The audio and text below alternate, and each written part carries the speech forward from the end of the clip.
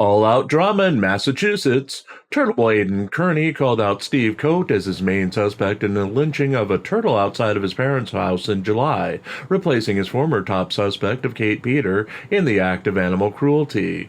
Kearney wrote on Twitter, "Steve Cote, who I'm quite positive was responsible for leaving the dead turtle at my parents' house, had his bail revoked yesterday in Marlborough District Court and will be held in the Basileria House of Corrections. Multiple turtle riders have orders on him, and he has been making threats to me and my family for quite some time. He blatantly violates the orders on Twitter and was finally held accountable yesterday. Hope he gets the very serious help he needs."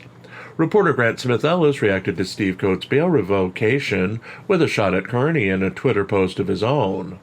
"There's something telling about Steve Cote being in jail right now over posts on this website, while Aidan Turtleboy Kearney, Father Mark Murphy, and others remain free. It's pretty clear I've been right about Turtleboy being protected as a federal confidential informant all along." Ellis also updated his thoughts on Judge Beverly Cannoni's failure to render a verdict on Friday on a motion to dismiss charges against Karen Reed, writing, "Update. It looks like there will be no ruling on Karen Reed's motion to dismiss today, as the 93 guilty vote on count 2 of the Karen Reed trial, along with the reported agreements by jurors on count 1 and 3.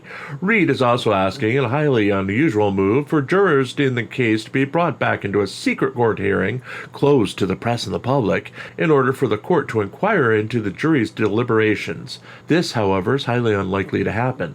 In any event, as the court docket just closed at 4:30 p.m. with no new update after 7 days of waiting, it seems that there will be at least another 3 days of tension before a decision is handed down on Reed's post-trial Hail Mary in the much-watched case.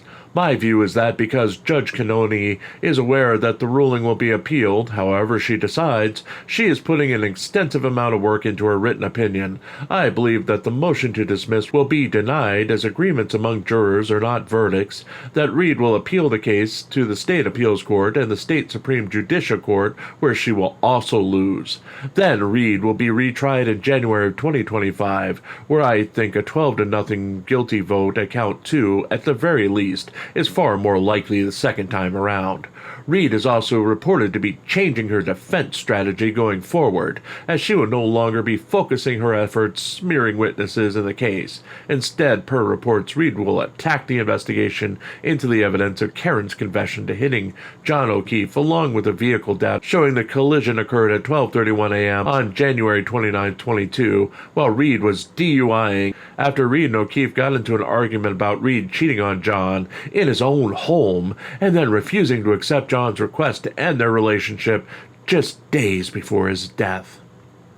Finally, Kate Peter released a statement on Twitter on accusations that she's running multiple sock accounts. "Lol, you lunatics think every account is me. If it doesn't say Mafia Masshole with a blue check mark next to it, it's not me. Sorry to disappoint."